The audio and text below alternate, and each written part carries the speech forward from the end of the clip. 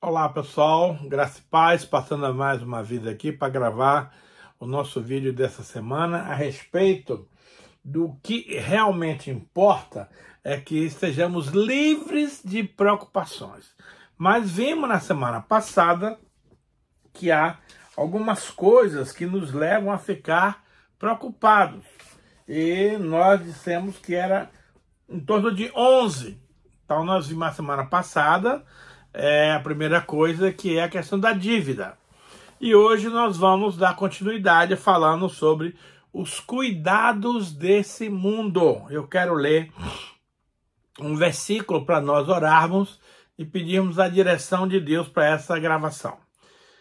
Mateus 13:22 diz assim: o que foi semeado entre os espinhos é o que ouve a palavra, porém os cuidados do mundo e a fascinação das riquezas sufocam a palavra e fica infrutífera. Vamos orar. Querido Deus, amado Pai, muito obrigado, meu Senhor, por essa oportunidade que o Senhor me concede de ministrar a tua palavra para os teus filhos, para o teu povo. Deus, eu quero declarar a minha total dependência do Espírito Santo, no sentido de me ungir, de me capacitar, para que eu possa transmitir essa palavra, Senhor, com graça, com autoridade, com unção, com poder, e que ela possa operar nas pessoas que estão ouvindo tudo aquilo que ela se propõe, que é nos dar uma vida tranquila e sossegada, longe das preocupações, porque esse é o desejo do coração do Pai. Também, Senhor, eu lhe peço que o Senhor esteja atuando, agindo entre aqueles que vão estar ouvindo essa palavra em qualquer tempo, em qualquer lugar, que o Espírito Santo lhes conceda espírito de revelação e de sabedoria para entender a profundidade desse ensino, dessa palavra, e desde já nós queremos dar ao Senhor toda a honra, toda a glória e todo o louvor, e fazemos isso, Pai, em nome do Senhor Jesus. Amém. Então, uma das coisas que muito nos preocupa como cidadãos são os cuidados desse mundo. Mas o que vem a ser os cuidados desse mundo? Aqui, esse texto se refere basicamente àquela parábola de Jesus do semeador. Então ele fala daquela semente que caiu na beira do caminho, que os passarinhos vieram e comeram. Fala da segunda, que foi semeado em terreno pedregoso, e porque não tinha raízes profundas, veio a dificuldade e a palavra não funcionou. O terceiro caiu em bom solo, e as raízes até se aprofundaram, porém os espinhos daquele terreno sufocaram a palavra e ela ficou infrutífera. Finalmente, aquela que caiu em boa terra, ela frutificou e deu frutos a 1 para 30, 1 para 60 e 1 para 100. Mas nós queremos nos ater aqui a respeito dos cuidados do mundo. Olha só. Então ele diz aqui que a semente que foi semeada entre os espinhos é a terceira semente, é o que ouve a palavra. Porém, os cuidados desse mundo e a fascinação das riquezas sufocam a palavra e ela fica infrutífera. Os cuidados desse mundo, amados, é você estar querendo estar antenado, fazendo das coisas que são atuais, das coisas que são modernas, das coisas que são recomendadas, ou seja, você quer estar na parada de sucesso. Então o que te interessa é estar na moda, é estar é estar de acordo com os padrões de beleza, de aprovação do mundo. E também a fascinação das riquezas. Nós vamos ver, o próximo tópico hoje é que é pecado querer ser rico. Não é pecado ser rico, olha só. Mas é pecado você querer ser rico. Esse próprio texto aqui diz que a fascinação, o desejo, o vislumbre, a expectativa das riquezas sufocam a palavra e ela fica infrutífera. Um outro texto também de Mateus 13, 20 a 21 diz assim: o que foi semeado em solo rochoso é o que ouve a palavra e a recebe logo com alegria, mas não tem raiz em si mesmo, sendo antes de pouca duração, porque é a raiz quem sustenta a planta. E ele chegando à angústia, a perseguição por causa da palavra, logo se escandalizam. Então, é comum, amado, nós que trabalhamos com evangelização, com novos convertidos, e vemos que as pessoas, quando chegam no reino, elas fazem uma decisão emocional, porque o pregador trouxe uma palavra muito séria, muito profunda, muito tocante do coração delas, e elas mais que depressa levantaram a mão, declararam Jesus como Senhor e Salvador das suas vidas, mas a partir daí vem a realidade, vem as dificuldades inerentes à nova vida do cristão, porque aqui você tem que largar a mão de um monte de coisa que você gostava de fazer e que agora não lhe é mais permitido fazer como filho de Deus, como um cristão. Então, o que vem? A angústia. Ah, mas muita gente não quer passar por angústia. Mas Jesus foi muito claro. Essas coisas vos tenho dito para que tenhais paz em mim. No mundo tereis aflições, angústia, dificuldades. Mas tende bom ânimo, porque eu venci o mundo. Então, meu amado, se você está em Jesus, se Jesus está em você, certamente você vai vencer as dificuldades, as angústias, as tristezas e aquilo que vem contra a sua vida. E aqui ele fala também de a perseguição por causa da palavra. Você sabe que uma das áreas de maior perseguição na vida de um cristão é na família. A família entende que você aceitou Jesus, então você agora não é mais o queridinho da casa. Aí vem as oposições, as perseguições, as incompreensões. Então nós precisamos vencer essas etapas da angústia, da perseguição, para você alcançar o prêmio da soberana vocação de Deus em Cristo Jesus, que é a nossa salvação. Agora, um detalhe muito interessante, amados, para nós avaliarmos é 1 Coríntios 6,12, que diz assim: todas as coisas me são lícitas. Amado, essa é uma palavra perturbadora no nosso coração. Como assim que todas as coisas me são lícitas? Mas ele vem seguido de uma vírgula e de uma conjunção adversativa que diz assim: mas nem todas me convêm. Ou seja, eu sou livre para fazer qualquer coisa que eu queira fazer, certo ou errado. Porém, existem certas coisas, amado, que não nos é lícito praticar. Por exemplo, adultério, roubo, mentira, assassinato, né? Cobiça. Essas coisas são lícitas? São. Mas elas convêm para um filho de Deus? Não. Você sabe que as pessoas do mundo, em geral, mentem desnecessariamente. É por hábito. A pessoa tem o hábito da mentira, então ela não pode deixar de mentir. Então, isso é normal no mundo secular, no mundo natural. Mas para nós, filhos de Deus, isso não é normal. Isso não convém, porque a Bíblia é muito clara. O diabo é o pai da mentira.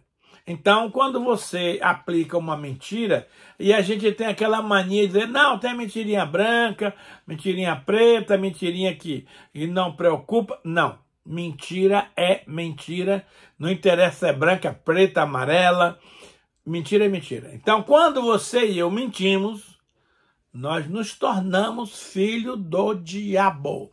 Você quer isso para você? Eu não quero para mim.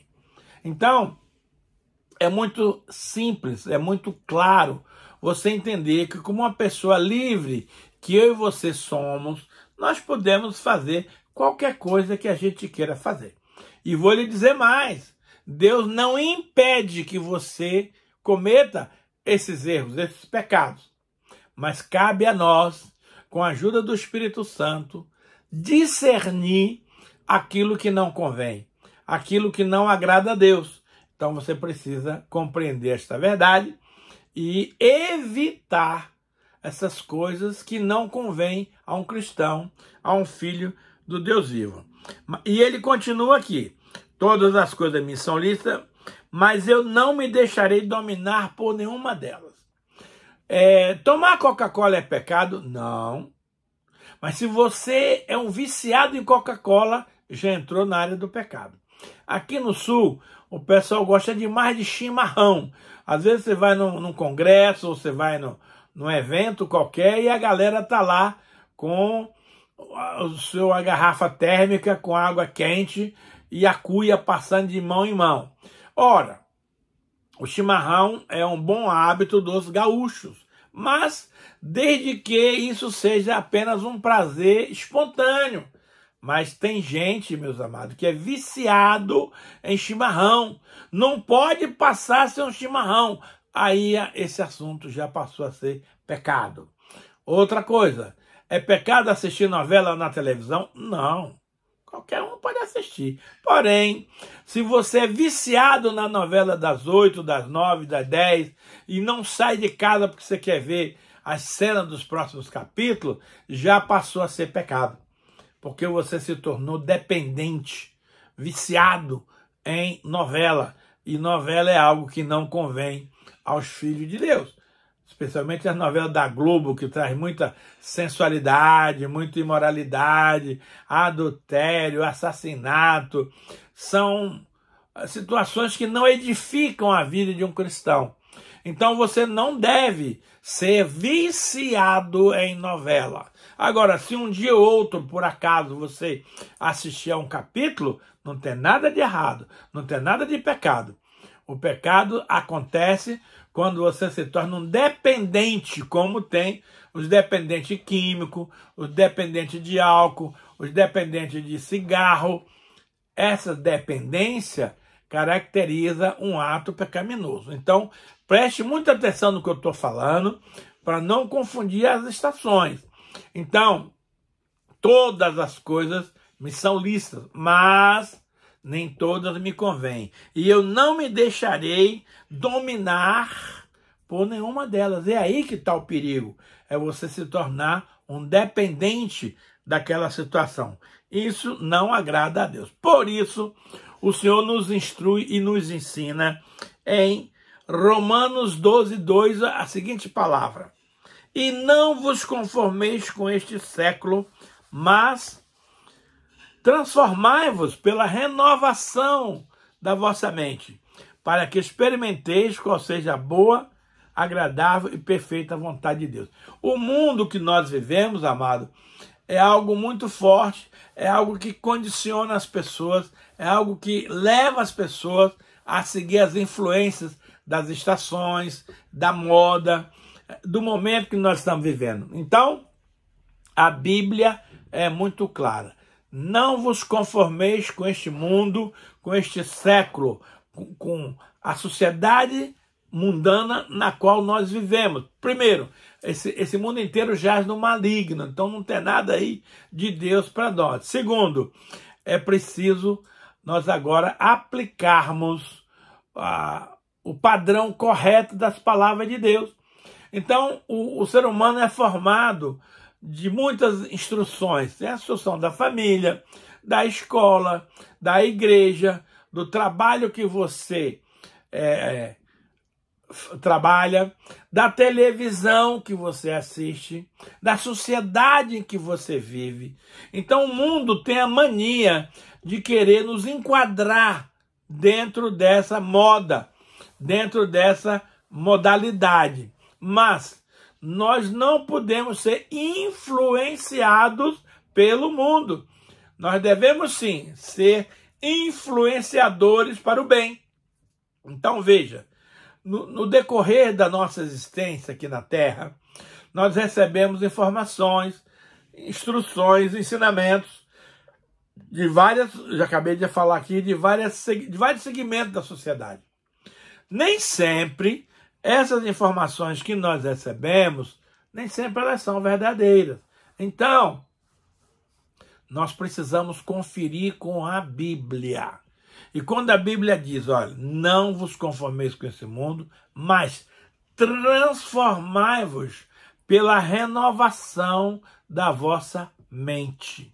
Então tem coisas que até algum tempo atrás eu achava normal, eu achava que não tinha problema nenhum. Mas hoje, com a revelação da palavra de Deus, eu percebo que não devo praticar tal coisa. Um exemplo, o brasileiro é mestre em levar vantagem em tudo. Então as pessoas fazem isso naturalmente, porque isso faz parte de uma cultura brasileira. Mas isso não é bíblico. Jesus não quer que eu e você levemos vantagem contra A, B ou C, porque quando eu levo vantagem, alguém perde. Então nós temos que trabalhar com a justiça de Deus. Dai a César o que é de César, dai a Deus o que é de Deus. Então, nós como cristãos não podemos ter essa cultura do levar vantagem. Por exemplo, há uma aceitação da sociedade que o homem ele até pode dar um devorteio fora do casamento, ter uma aventura aqui, uma aventura acolá. É suportável, é aceitável, entre aspas. Mas a mulher não. Se a mulher cometer um adultério, ela está condenada ao fracasso. Meus amados, a palavra de Deus é muito clara. A mesma situação que vale para os homens, vale também para as mulheres. Então, se você admite que o homem pode dar uns pulos fora, que não tem nada demais, você tem que admitir que a mulher também pode. Mas a cultura machista do nosso país não nos leva nessa linha. Mas a Bíblia, que é a cultura de Deus, diz que nem homem nem mulher deve pular a cerca, ter aventuras fora do casamento. Casamento é uma instituição divina e o marido e a esposa podem simplesmente ter relacionamento sexual entre o casal. Nada de colocar terceiros na jogada, nada de ficar admirando a grama do vizinho, porque isso não agrada a Deus. Então veja, nós que trouxemos uma cultura no decorrer da nossa existência, precisamos agora submeter esta cultura mundana que nós trouxemos aos princípios da palavra de Deus. A Bíblia diz, amado, que há 4 tipos de sabedoria.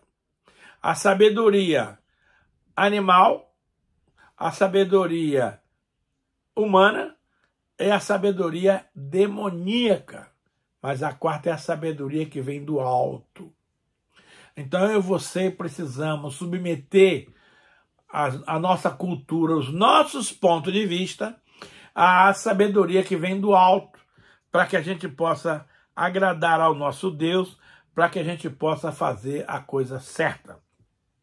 Finalizando esse tópico, tem aqui Efésios 2:2 que diz assim: nos quais andastes outrora, todos nós, segundo o curso deste mundo, segundo o príncipe da potestade do ar, do espírito que agora atua nos filhos da desobediência.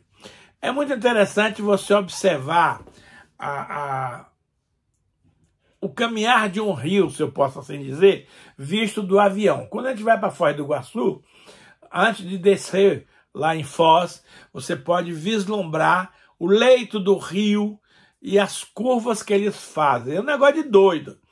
Então, há um curso do rio. O rio vai para lá, vai para cá, vem para lá, vem para cá, e a água segue aquele curso. O mundo também, meus amados, tem um curso que é a moda, a cultura, os hábitos da sociedade. Então, por exemplo, a moda hoje é você vestir roupa de marca. É bom vestir roupa de marca? Sim. Se você pode comprar uma roupa de marca, nada contra. Agora, eu quando viajava para para Israel, eu tive o privilégio no aeroporto lá de Tel Aviv de comprar uma calça diesel. Nossa, era a coisa mais chique do mundo. E na época eu cheguei a pagar $200 numa calça diesel. Aqui no Brasil ela tinha um custo muito, muito elevado, uns 2, 3 mil reais. Então você usar roupa de marca, da qual o seu salário não comporta que você adquira aquele produto, e aí você vai comprar no cartão em 10, 12, 20 meses, querido, isso não convém. Eu não vou passar a usar roupa de marca porque é a moda do momento. Então isto é seguir as coisas do mundo. Por exemplo, na época das férias, no verão, as irmãzinhas vão ali para Caiobá, para Matinhos, para Guaratuba, e aí elas compram aqueles biquíni fio dental, que outros chamam de cordão cheiroso. É uma coisa de louco. Então você chega para a moça falando: minha irmã, o que é isso? Você é uma filha de Deus, você vai usar uma roupa dessa na praia? E ela fala assim: mas pastor, o que tem? Todo mundo usa. Isso é seguir o curso desse mundo. Todo mundo usa, mas você não é todo mundo. Você é um filho de Deus. E como tal, você precisa fazer as coisas dignas de uma pessoa que é filha do rei. Citei esses 2 exemplos aqui, mas tem muito mais exemplos a seguir. Ah, mas eu quando eu não era convertido, eu tomava muita cerveja. Mas agora que eu me converti, eu não posso mais tomar cerveja. Não, mas tem aquela cerveja sem álcool. Ah, então sem álcool eu posso tomar. Primeiro que não existe sem álcool. E segundo, há um mau testemunho. Porque alguém passa na rua e vê você tomando cerveja, não vai conferir se é com álcool ou sem álcool. Vai simplesmente, olha, aquele cara diz que é cristão e está ali tomando cerveja. Vinho é outra coisa. Ah, mas Jesus tomou vinho, então eu também posso tomar. Querido, é lícito tomar vinho? É. Tranquilo. Convém? Não. Porque você não tem limite. Você toma um copo, 2, 3, 4, daqui a pouco você está embriagado. Então, como nós não temos capacidade de dosar o bom senso na hora de usar essas bebidas, então é preferível que você não corra o risco e não cause tropeço na vida de outros cristãos, de outras pessoas. Então, esses são alguns cuidados desse mundo. Mas eu vou falar agora de um assunto que é extremamente controvertido. Você me pergunta: pastor, será que querer ficar rico é pecado? Eu quero dizer que sim. Ser rico não é pecado, mas querer ficar rico, sim. Aí está o perigo. Vamos ver na palavra de Deus, para que você não pense que eu sou um cara exagerado, que eu estou aqui querendo atrapalhar a tua vida. 1 Timóteo 6, de 9 a 10, diz assim: ora, os que querem ficar ricos caem em tentações e cilada, e em muitas concupiscências insensatas e perniciosas, as quais afogam os homens na ruína e na perdição. Versículo 10. Porque o amor do dinheiro é a raiz de todos os males, e alguns nessa cobiça se desviaram da fé, e a si mesmos se atormentaram com muitas dores. Então, meus amados, quando a pessoa quer ficar rica a qualquer preço, ela faz qualquer negócio para alcançar o seu objetivo. E aí está o perigo, aí está a dificuldade. Então, os que querem ficar ricos caem em tentação. A tentação existe, mas é para você resistir e não cair nela. Cai também em ciladas, cai também em muitas concupiscências insensatas e perniciosas, as quais afogam os homens na ruína e na perdição. Porque muita gente pensa que o dinheiro é que é o mal. Não é. O dinheiro é bênção. Agora, o texto aqui diz assim: que o amor do dinheiro é a raiz de todos os males. Então, o dinheiro não pode ser o nosso senhor. Esse é mamon. O dinheiro precisa ser nosso servo.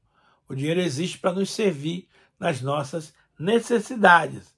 Então, alguns, nessa cobiça de ficar rico a qualquer preço, se desviaram da fé e assim mesmo se atormentaram com muitas dores.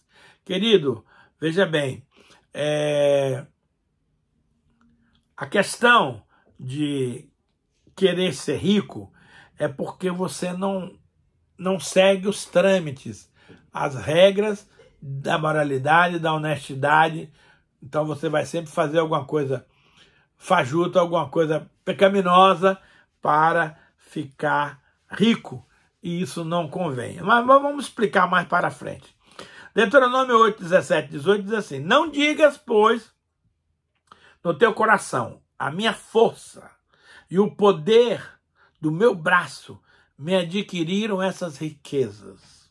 Antes te lembrarás do Senhor teu Deus, porque é Ele quem te dá força para adquirir riqueza. Ué, Deus dá força para adquirir riqueza? Dá.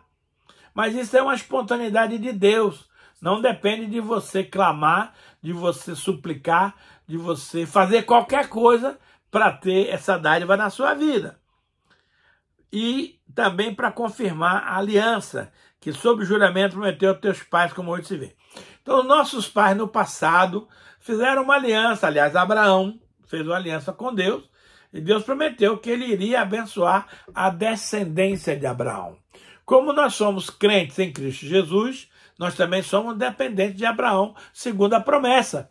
Então, nós temos uma aliança com Deus para prosperar. Mas isso não nos dá o direito de querer ficar rico de qualquer preço. Depois eu vou falar a diferença de riqueza e de prosperidade e você vai entender perfeitamente onde eu quero chegar. Agora, preste atenção nesse versículo de Eclesiastes 5,19, que diz assim, ó: quanto ao homem a quem Deus conferiu riquezas e bens, e lhe deu poder para deles comer e receber a sua porção e gozar do seu trabalho, isto é dom de Deus. Então repita comigo: riqueza é um dom de Deus. Ele dá para quem ele quer, quando ele quer, do jeito que ele quer. Não é um direito meu de ser rico. Não. Eu quero ser próspero. Vamos falar logo em seguida disso aqui. Mas para que você não fique preocupado, eu quero dizer que Deus não é contra os ricos. Olha só. Em 1 Timóteo 6, 17 e 19, diz assim: exorta aos ricos do presente século que não sejam orgulhosos. Tem rico que não é orgulhoso. Abraão foi um, Davi, Salomão.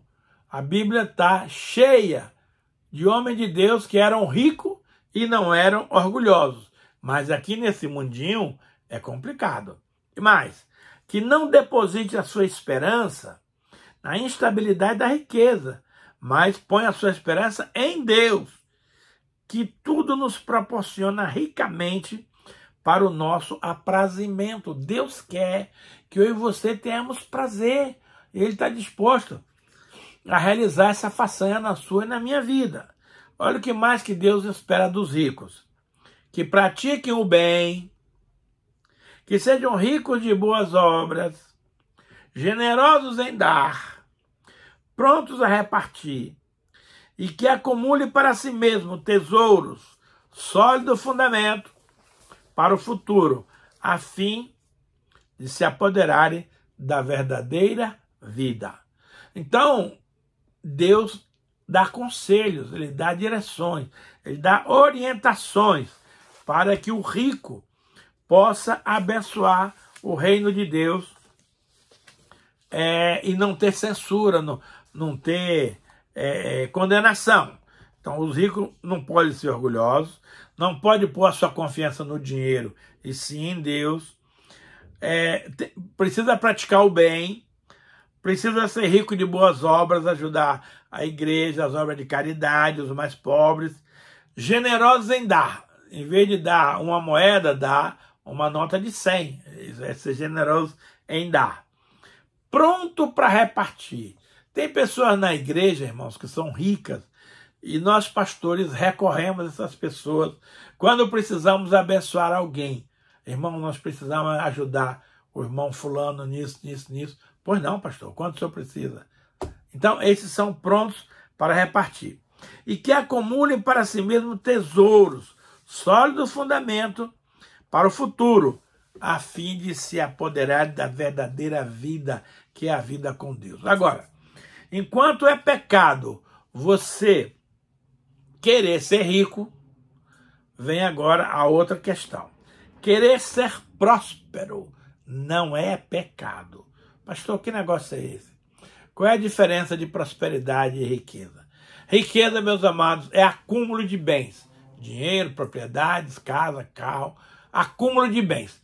Então nós conhecemos muita gente que é rica e não é feliz, porque não tem saúde para desfrutar daquela riqueza que Deus lhe deu. Viu lá que o dom da riqueza que Deus dá, ele além de dar riqueza, ele dá poder para a pessoa gozar do fruto do seu trabalho, usufruir daquilo que ele faz. Tem gente que não é feliz, querido, porque só quer saber de juntar, juntar, juntar, juntar.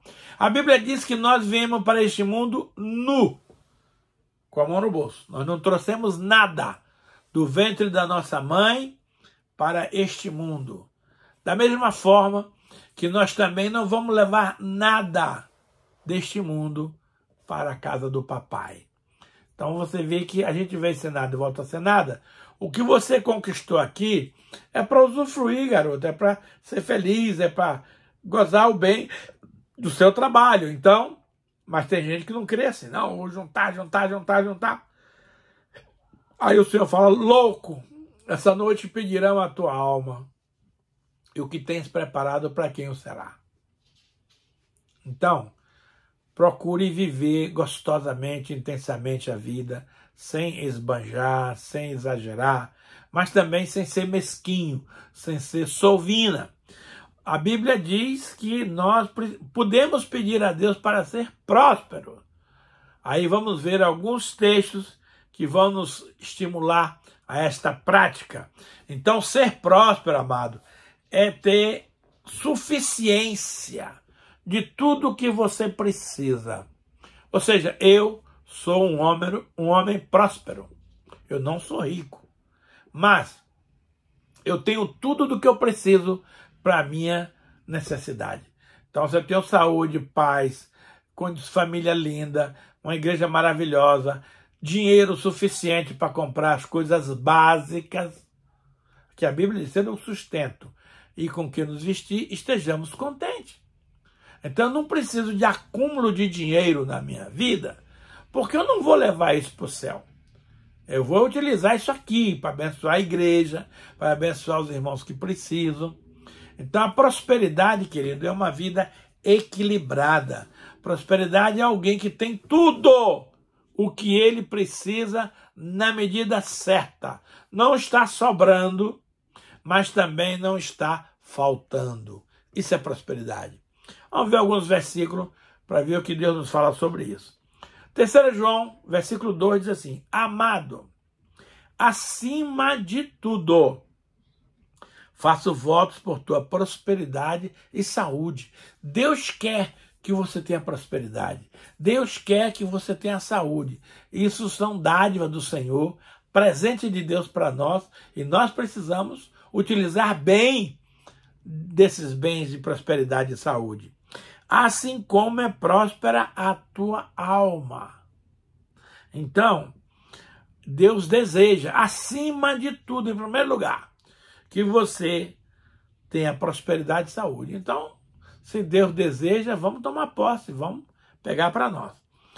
Salmo 35, 27 diz assim, amados, cantem de júbilo e se alegrem os que têm prazer na minha retidão. E digam sempre, glorificado seja o Senhor, que se compraz na prosperidade do seu servo. Ou seja, Deus tem prazer na nossa prosperidade. Então é algo que eu e você precisamos pedir a Deus, trabalhar para conseguir conquistar, porque isso Deus quer dar para todos os seus filhos. Olha só. Cantem de júbilo e se alegrem os que têm prazer na minha retidão.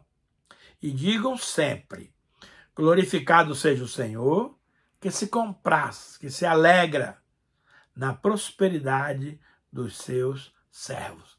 Então, meus amados, enquanto Deus não quer que você deseje ser rico, embora tenha muitos que Deus dá essa riqueza, isso aí é bênção, porque é dom de Deus.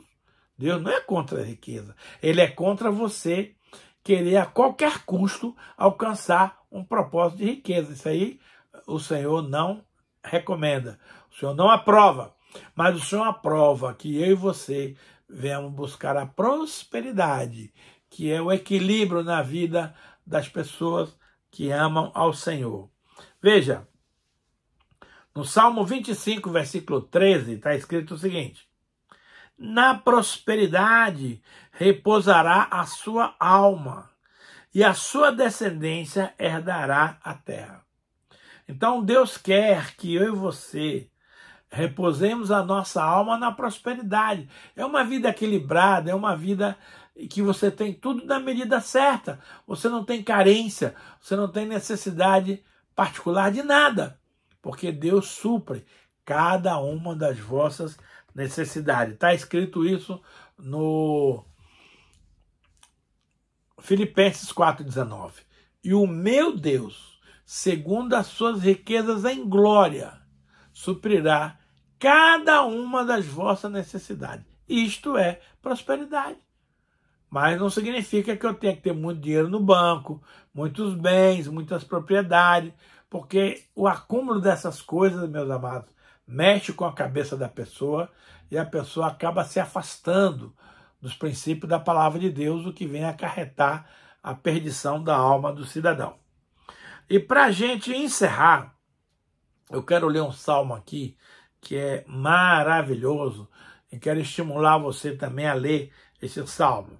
É o Salmo 112, versículos de 1 a 3. Ele diz assim, aleluia, começa com aleluia.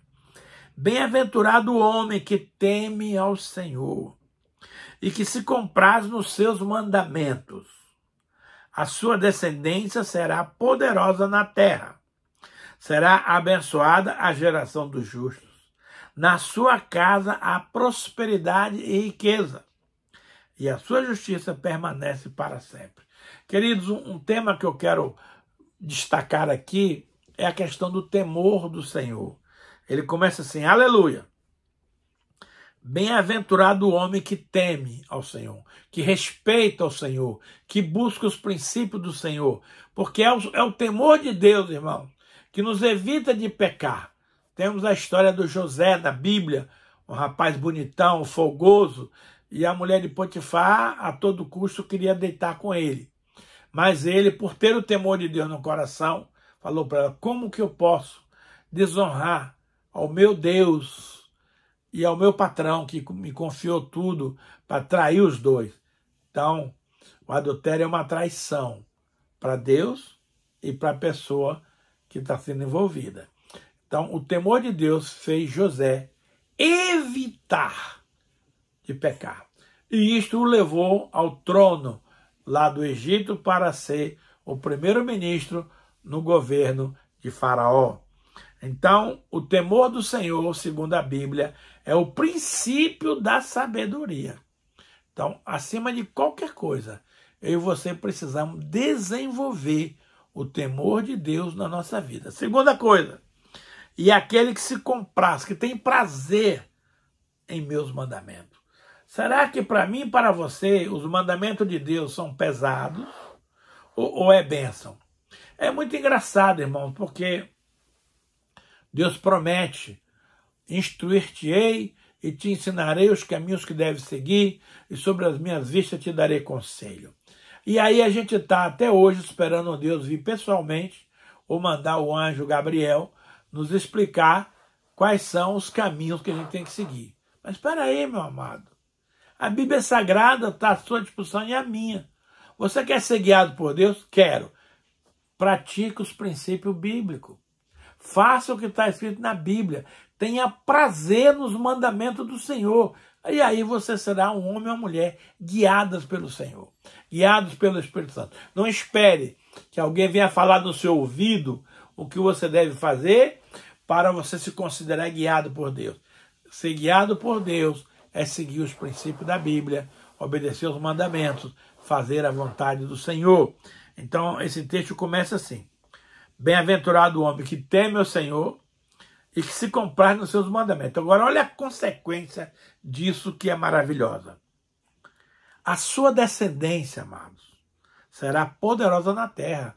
Eu louvo a Deus pelos filhos que eu tenho, porque eles são uma descendência poderosa. Deus tem abençoado a cada um dos meus filhos poderosamente, porque eles têm um pai que teme ao Senhor e que se compraz nos mandamentos do Senhor.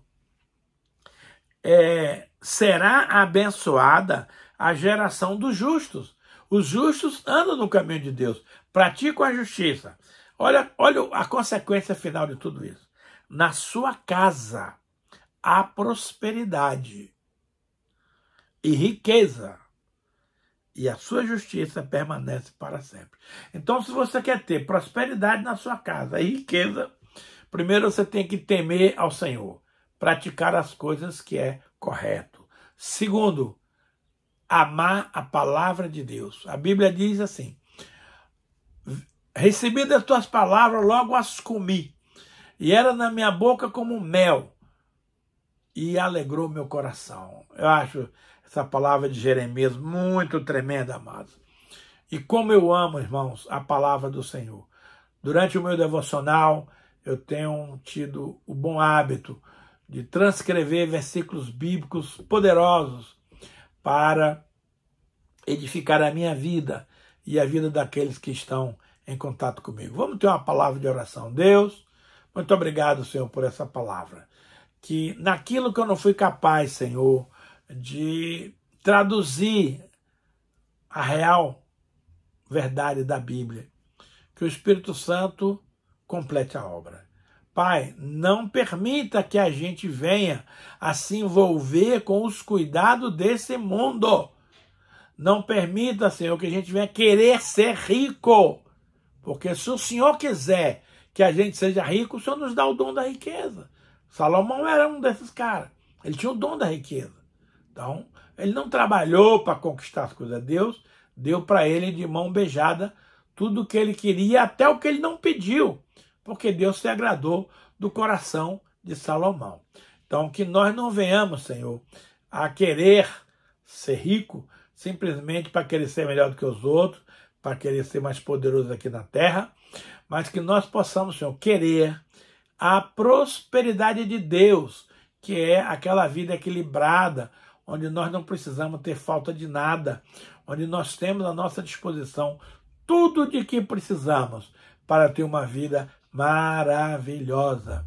Derrama, Senhor, da tua prosperidade e saúde sobre a minha vida, sobre a minha descendência, sobre a minha família sacerdotal, sobre aqueles que são mantenedores da obra e sobre aqueles que estão nos assistindo. Que o Senhor derrame dessa prosperidade, porque é tudo que nós precisamos. E nós oramos, Pai, agradecido em nome de Jesus. Querido, agora é a hora de honrar a Deus com as nossas ofertas. Faça um Pix aí, onde você está, na seguinte Pix, 41 9 9979 6625. Que o Senhor, meu Pai, abençoe aqueles que estão nesse momento realizando esse Pix e que eles possam, Senhor, experimentar da tua bênção de colheita abundante. Abençoa, Pai, cada um daqueles que tem nos abençoado com as suas ofertas de amor. E a Ti, Pai, nesse momento, toda honra, toda glória e todo louvor, em nome do Senhor Jesus. Amém.